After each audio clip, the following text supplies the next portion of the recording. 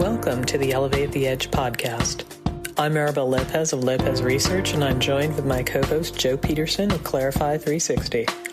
If this is your first time listening to the podcast, welcome. Elevate the Edge is published bi-weekly. The podcast focuses on helping companies understand what edge computing is, how the market will evolve, and what you need to know to build successful edge computing strategies. Show notes and subscription links can be found at elevatetheedge.com/episodes.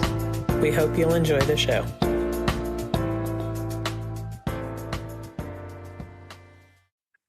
Hello and welcome back to the Elevate the Edge podcast. I am Maribel Lopez, and as always, I'm joined here today by my lovely co-host, Joe Peterson. Hey, Joe. Hey, Maribel.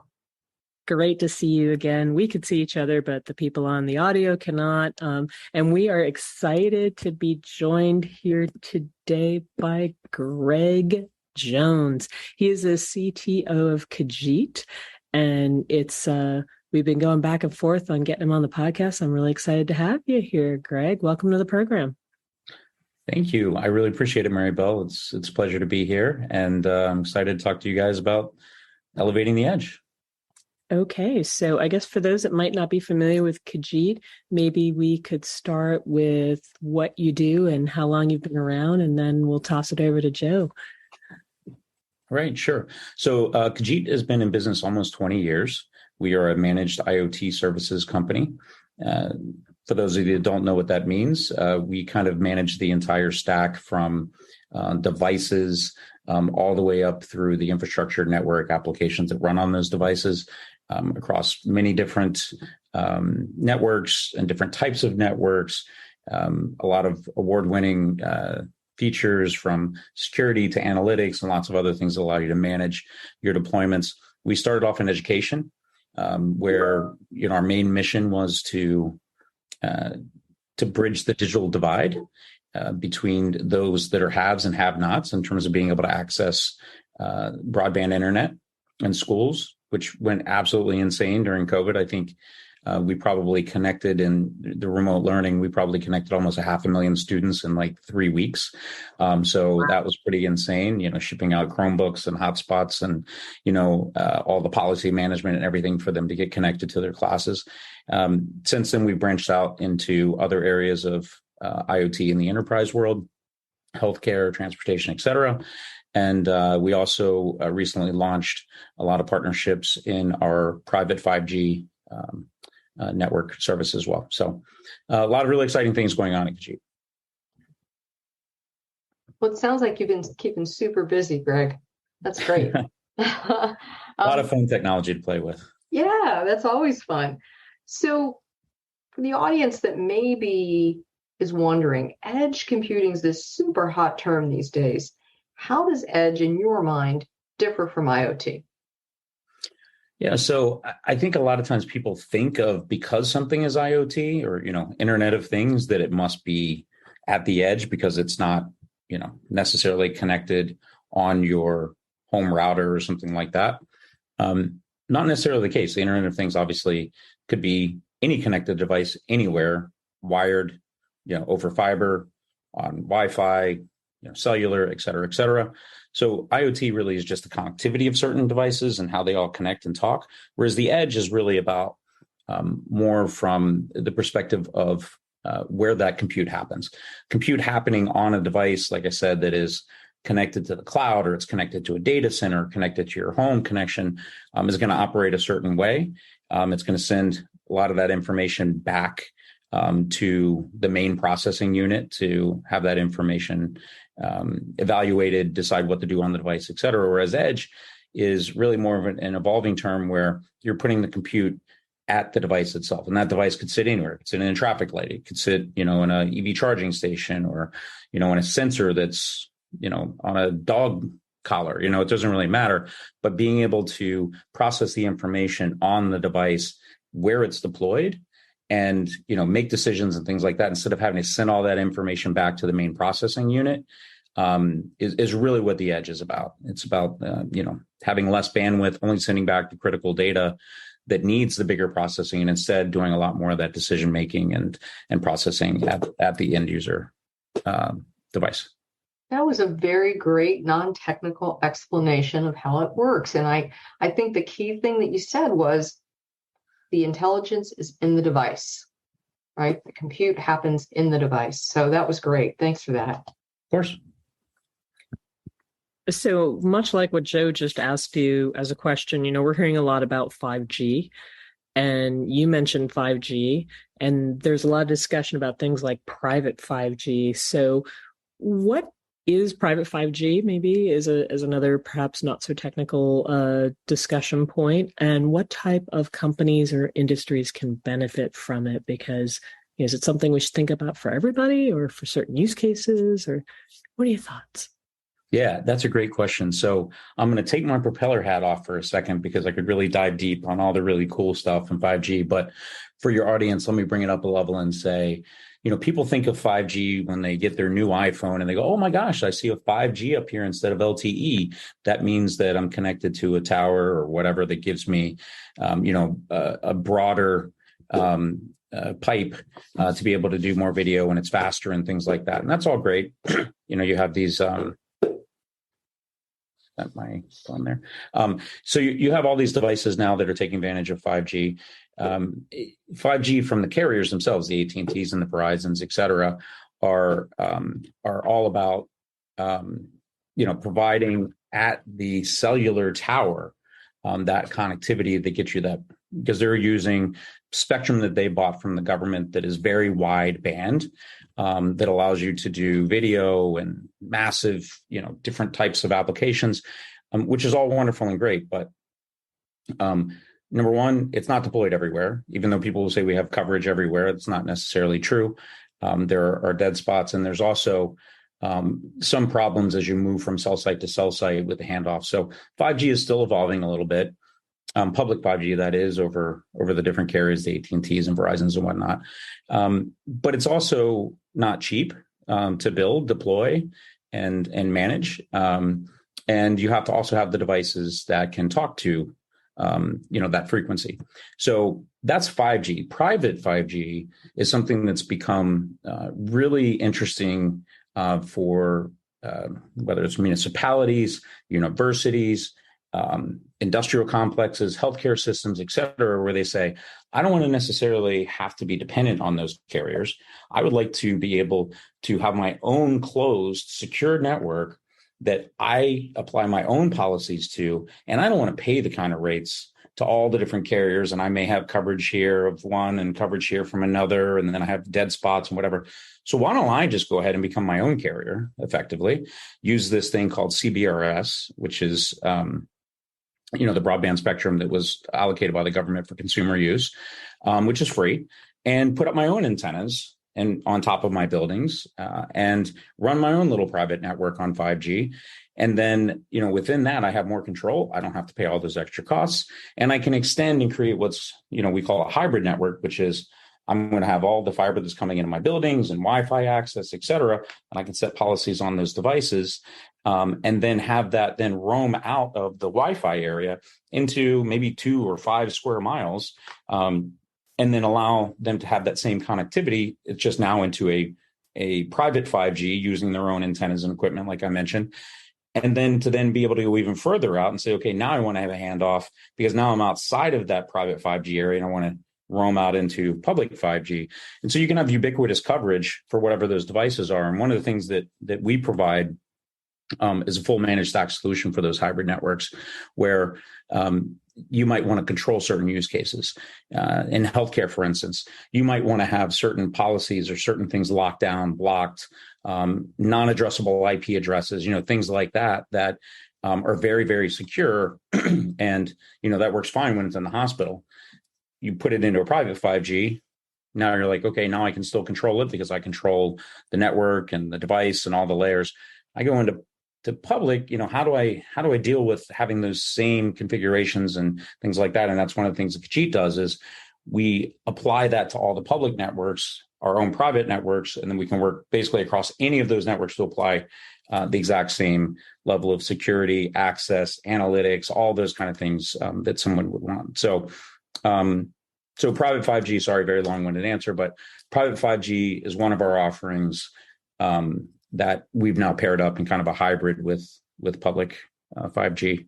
And so the use cases, as I mentioned, might be you have a lot of sensors or devices that you want to connect. It might be security cameras, it might be door sensors, it might be lots of different things. But you also want to have access to anything from laptops and tablets and whatever else you want to deploy. Could be all of that can then be controlled centrally and at a much lower cost than having to put everything over public. So there's a lot of places we could go with this right now. And, we have two topics that kind of really very interrelated. We've got 5G and we've got IoT. And IoT is something that we've been talking about for a long time. It started off with the concept of machine-to-machine communications. We can go back at least that far. So what are some of the key issues that you're seeing companies struggle with as they think about setting up and managing IoT networks, or we could call them connected devices networks or edge networks? There's a lot of different ways we could take that. And is there something they should be doing differently? Yeah. So one of the things that I think companies struggle with, or customers in general struggle with, is there's a lot of complexity. There's a lot of moving parts. And if you don't know what you're doing, you may be able to get the easy use case or the positive use case working and think you're done, and not realize that there are a lot of other issues that you're not thinking of. You may be opening a security hole. You may be creating a configuration problem. You may have issues when certain connectivity problems. It's not easy to do. When you think about the amount of devices and manufacturers of those devices that work on different protocols and have different security standards, et cetera, then being tethered, let's say, to a gateway that then processes information and feeds it through the infrastructure, cloud, or cellular, et cetera, and then pushing that up through your security layers, and then whatever applications, everything you're operating on top of that full stack or that ecosystem is incredibly complex. And a lot of organizations are just not set up for that challenge. They don't know how to do it. And so somebody like Kajeet, what we do is we come in and say, we're going to give you an out-of-the-box solution. So we're going to handle all of those things. We're going to give you analytics. We're going to allow you to do content filtering. We're going to allow you to do, policy enforcement and traffic management. And, if you want non-addressable IPs, meaning an IP address on a pacemaker or something that you don't want anybody to be able to go and type in the IP address and get to it, well, we can set up those private VPN tunnels, so that you can only access it from one lockdown, secure device. And how you put all that together. How do you decide what devices to buy? How do you pair them? How do you, do the logistics of them? It's very, very complicated. So I would say the three biggest things that people run into are security challenges, configuration problems, and integration with their existing systems. And I completely agree with you. I think that, you said it really well. Full stack complexity is a problem, right? Especially if your bench is thin. Mm-hmm. You'd mentioned at the top of the podcast that you do a lot of work with educational institutions. Are they the same as in terms of the challenges that they're facing, or do their challenges have a little bit of a different twist? Yeah, that's a great question. And I think it depends. I'll give you a couple of use cases of our education, and then I'll contrast it with a different use case. So one of our use cases, for instance, is what we call a smart bus. So what we'll do is we'll put a router on a bus. You'll bring it in on a Friday night. We'll do the installation of it. It will be configured, turned in, powered up, all that stuff. It'll be configured with the stop arm, when somebody stops the bus, to make sure that nobody's going past the arm when kids get on and off the bus. With video cameras there, it'll have video cameras pointing back into the bus and down, to see kids getting on and off the bus. It'll set up a Wi-Fi network on the bus for those kids that get on and need to connect to do their homework or whatever. It'll set policies in terms of what content, they can and can't get to. A lot of different things are all set up, and we configure this in a bus, right? And then the analytics on that, what is the ridership? how many kids got on and off the bus? What's the route of the bus? What's the geolocation of where the bus happens to be at this time? Is it running late? A million different things that you can kind of put together. And I won't go into more detail than that. And all that security, we package all that stuff up. They bring the bus in, like I said, on Friday night. Monday, they roll out, or Sunday night, whatever, they roll out, and it's on and it's ready to go. And it can do really cool things like, we have some of our buses that will take a picture of somebody that goes past their stop arm and actually send it to the county to have a ticket issued. And it's really cool because they will, half of the revenue from those tickets will go back to the school system. And, half of it will then go to the county. So there's just a million things that you can do. So in education, it's more about safety. It's more about access. It's more about control, those kind of things. It's not about wide open internet, allow everybody to do everything. It's really focused more on that student and that student experience and giving them access to the right types of content, right?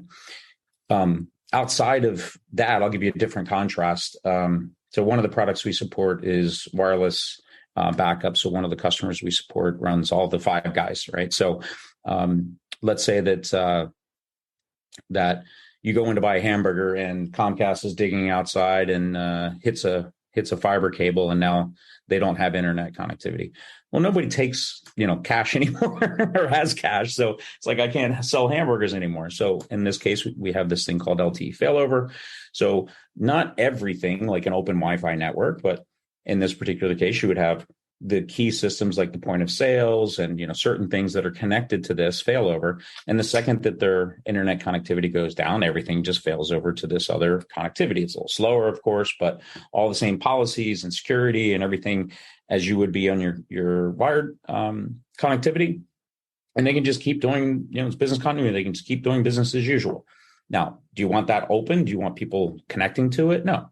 Do you want to know, if suddenly a bot attacks it and, you see traffic going out to a China IP address? Yes. So there's a lot of things configured in that solution, for instance, that may be very different from the education.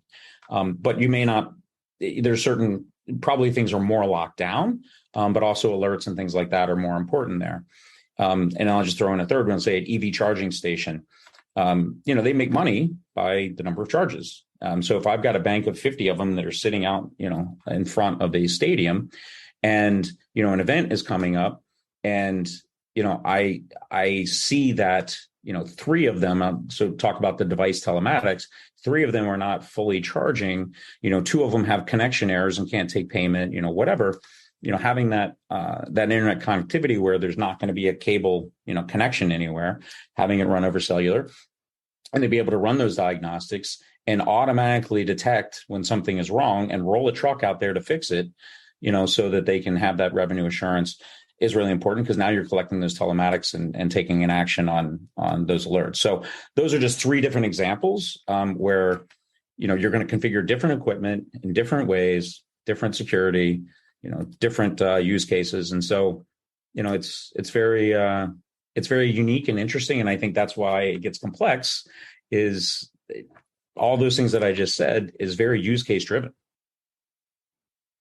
Well, all those fast food eating folks at lunchtime are grateful for you right now, Greg. They're just grateful. Just made me hungry. Great fries, what can I say? They give you too many, always way too many. Mm-hmm. So are there any particular advances, as a CTO that you're looking forward to in this space? So I'll throw one of my favorite things out there, and my kids laugh at me when I say this, but my kids are young enough where they would say, "Dad, I can't believe you existed in a time when there was no internet. Like, how did you get places? I mean, like, use these paper things called maps, it's just, they make fun of me. And I laugh at them. And I say, you know what? One day your kids are going to be saying, Dad, what do you mean you don't know how to work the holographic, vacation machine, so you can just come home and chill and be on a beach or, whatever. And I was like, you're making fun of me, but technology is happening and changing so fast that things you can't even imagine right now aren't 20 or 50 years away. They're 2, 3, 5 years away. I mean, it could be anything from 3D printed kidneys to whatever. But one of the things that I'm excited about right now, I was at the HIMSS Healthcare Information Management Symposium, and I saw, I walked in on a presentation that was happening, and it was a lady having a conversation, there was a doctor, with her stethoscope, having a conversation with this guy who was holding this little dog. There's a bunch of people sitting in the audience, and I just kind of walked in and I'm watching from maybe 35 feet away. And she's having a conversation with him. She's saying, so how, are things since your hip replacement? And he's kind of bending and, leaning in and saying, yeah, it's pretty good. It hurts a little still when I do this, but blah, blah, blah. He's like, I got to keep up with my little dog here. And then the dog barks. And I'm sitting here, I'm watching this. I'm like, hey, this is kind of boring. They're doing they're doing a, I don't know what they're about to demonstrate. And then suddenly she says, all right, well, I'll see you next week. I'll check in on you next week. And they shut off the hologram, and suddenly she's just standing there by herself. I would have bet $1 million that person was standing there. Like, I could not tell. I mean, this person was turning left, right, etc. I mean, it was like that person was sitting right next to you, and I could not tell the difference. And I just think of the applications of that in our future society, whether it's in medical, whether it's in, having a virtual date. I don't know. It could be a million different things, but just the technology of how they're using the curved screens now and taking 3D angles and transmitting that. And, I just see that as being something that, like I said, you could even take a vacation like that. So I see the hologram stuff as really being a really cool thing. I don't know to the extent our company is going to work with that in the very near future, but it is something that I'm excited that I think 3, 5, 10 years from now, we're going to be like, how do we ever live without this? It's like having an iPhone, so. Help me, Obi-Wan. Yeah, exactly. Right. Actually, no, but you know what? I joke, but in all seriousness, I do think that is pretty cool technology.